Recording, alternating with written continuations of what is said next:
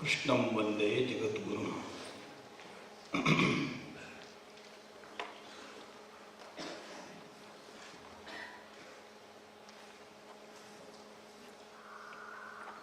The 10th and 11th chapters in the Bhagavad Gita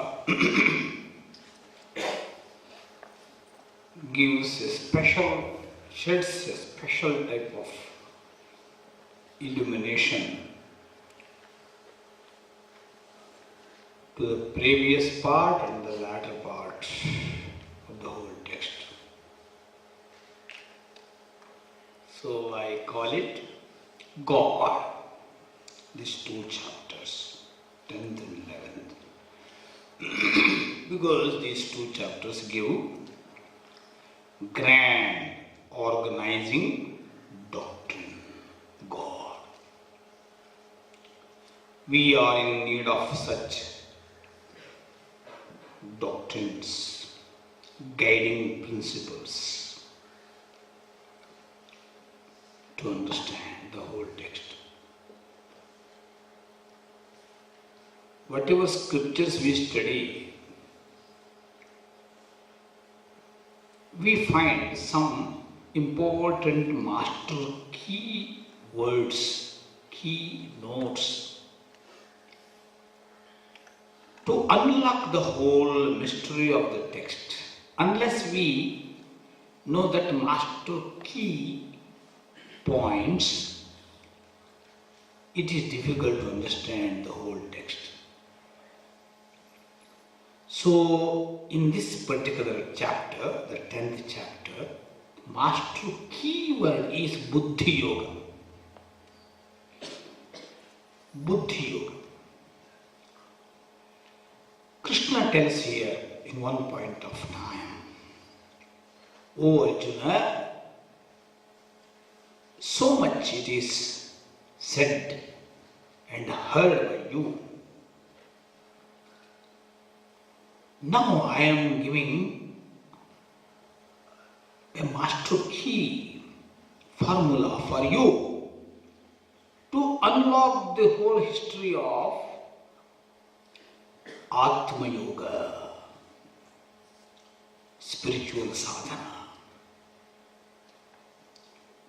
That he calls it Buddhi Yoga. Buddhi Yoga Mupashritya Machittaha Satatam Bhava. Once you know this Buddhi Yoga,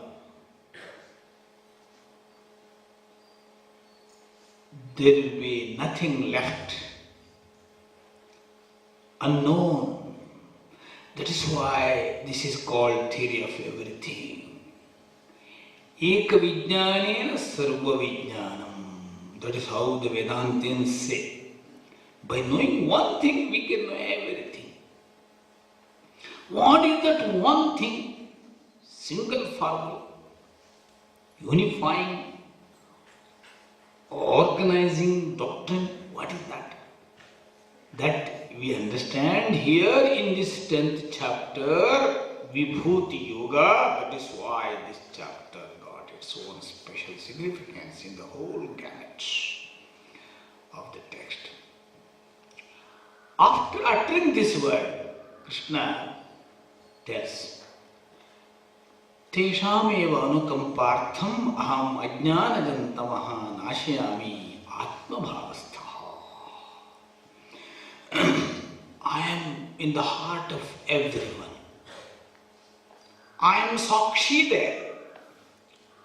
Atmabhavastha, all pervading, all permeating, unifying formula. In that form, I am Atmabhavastha everywhere. Everywhere. This is called Antaryami, another word. According to Brihadaranyaka Upanishad, it is Antaryami. Antaha bhutva yamayati. Becoming everything, organizes everything. Permeating each and every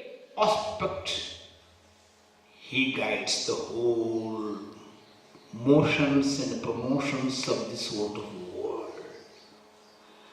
That is how he is called Antaryami. That word is used in Brihadaranyaka.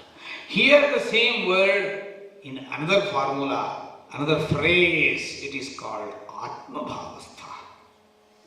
I am everywhere. Atma Bhava. Sakshi Prajna. I am there.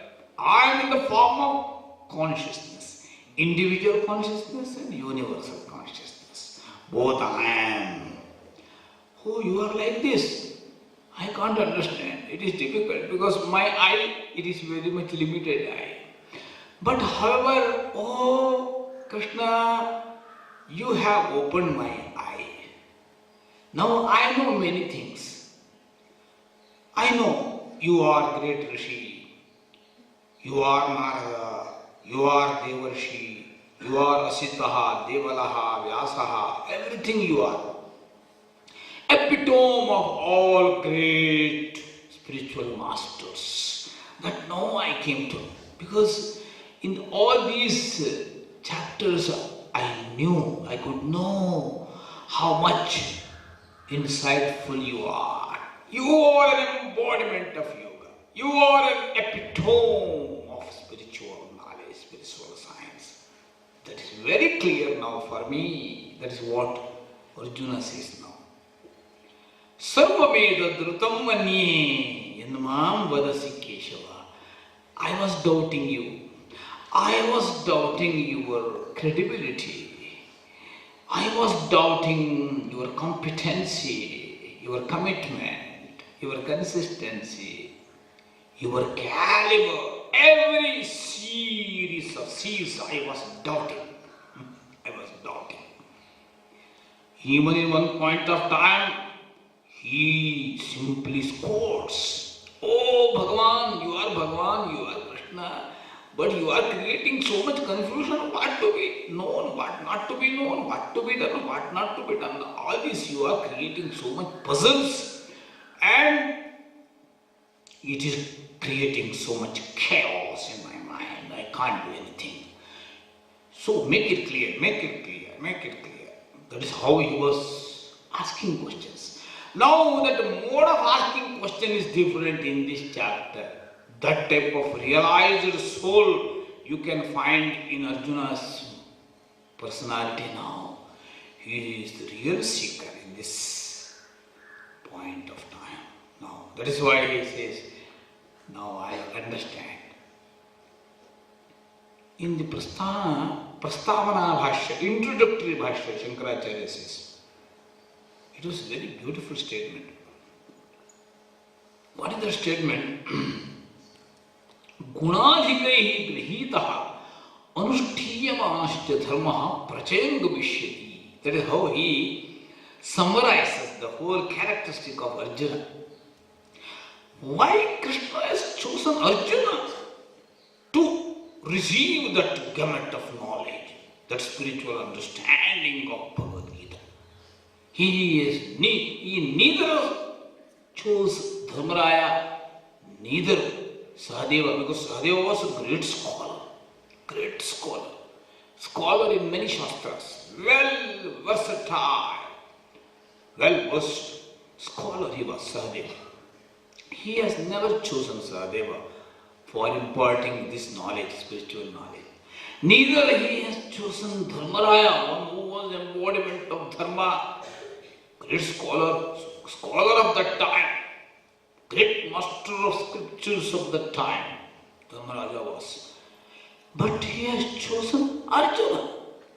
Very interesting it is. Here it becomes very clear why he has chosen Arjuna.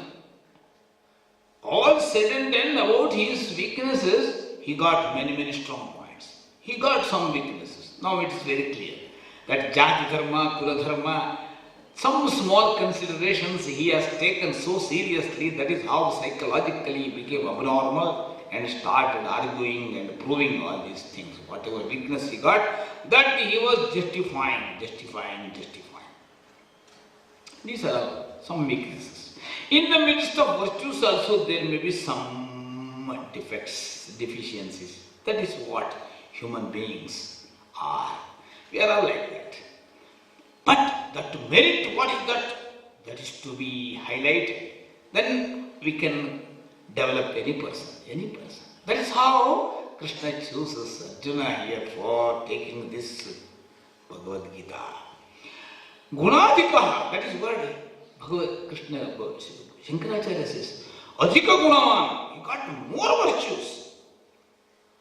What is that more virtue? That is what? Receiving mind and openness. So with that openness, he simply transmits his inner feelings to Krishna. That is how there will be so much transparency between teacher and taught. That is how Krishna could know what is this problem, what is this crux of the problem. All these things he could know through his questions only. That is how Arjuna puts questions after questions in all these 9 chapters.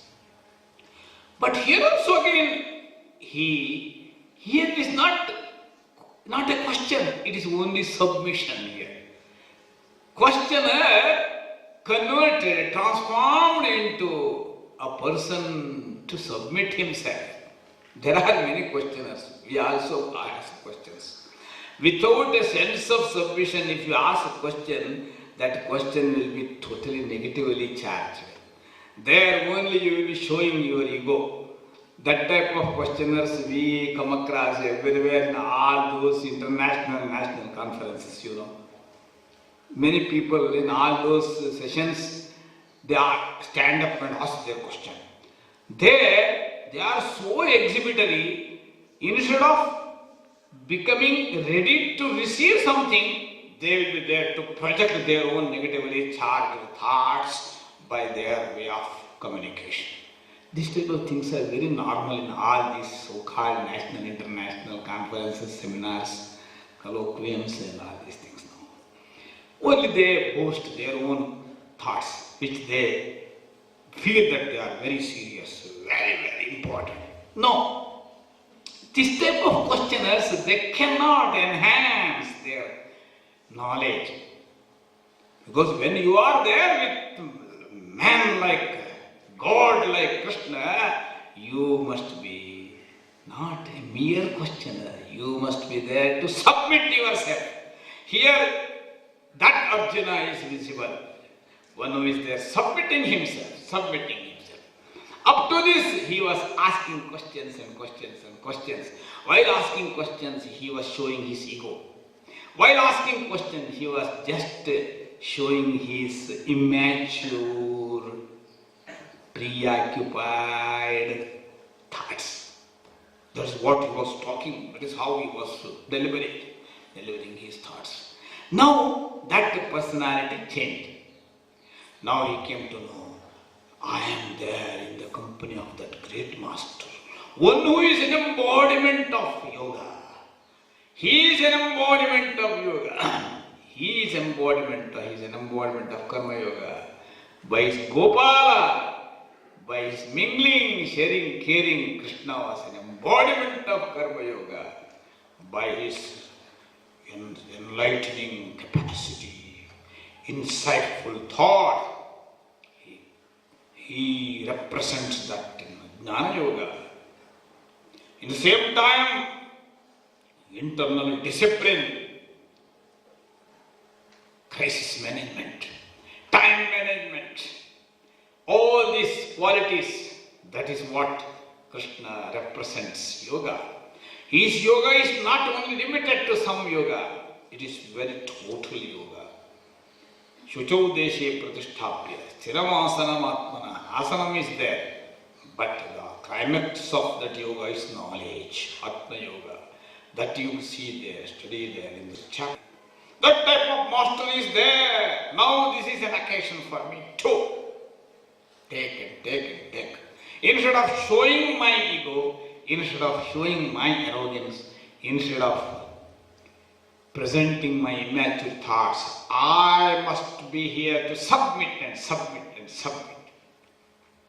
That submission, it is very clearly shown here in this chapter. So beautiful. Sarvametat Rutam Manye Yanmam Vadasi Keshava. Whatever you have been telling about yoga, this is Rutam.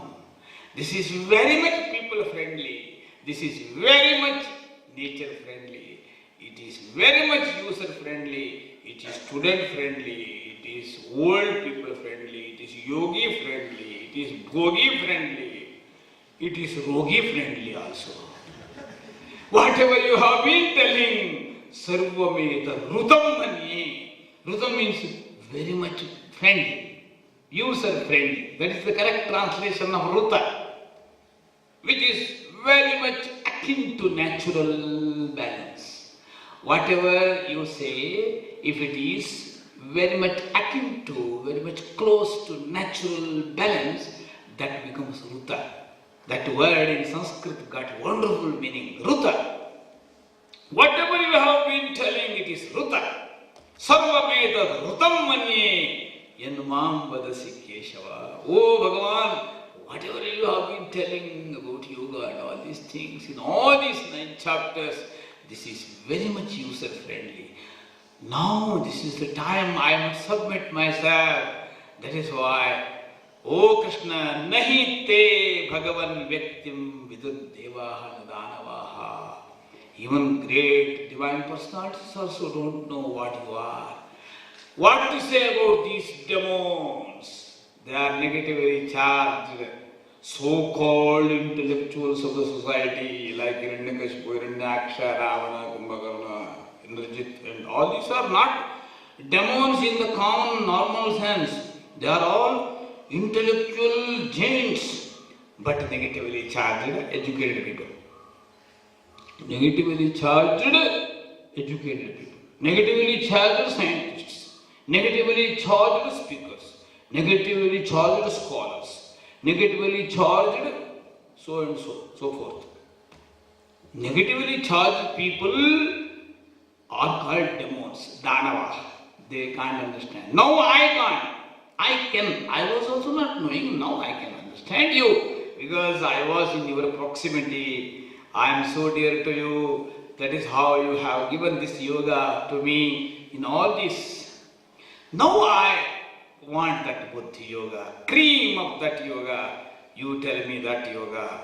Oh Bhagavan, you tell me. That is what he says. Swayame atmanatmanam vyathatvam purushottama bhuta bhavana bhutesha deva deva jagatpate. That is how he started.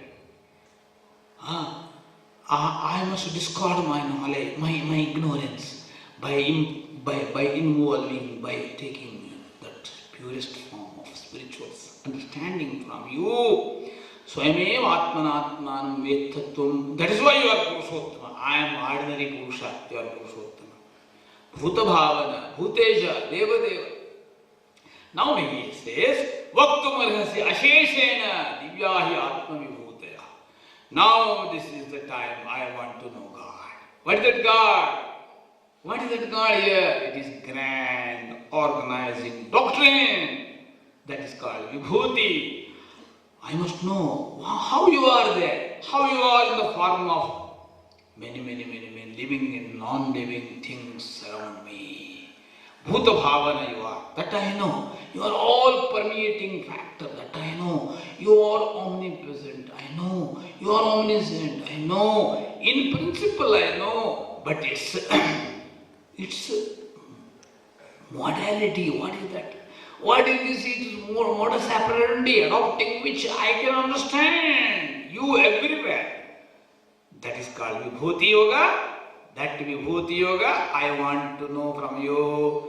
That is how, after having submitted himself as an earnest seeker in front of Krishna, now Arjuna starts receiving. That is how we must develop that Arjuna inside. What is that Arjuna? Arj, it is called Arjuna. You know? Earnest Arj, under name is Arjuna. That Arjuna you can see in this 10th chapter. That is what he is there to submit. That type of earnest Arjuna only makes you good students, my friends. Otherwise we just become ordinary students of ordinary universities. where so much certificates are sold out, where no proper sadhana will be done. But yoga is different, So that Arjuna, urging, earnest, urge, embodied, that Arjuna we have to develop inside. That is the real message of this particular chapter. Here we see that Arjuna. Om Tat Sat.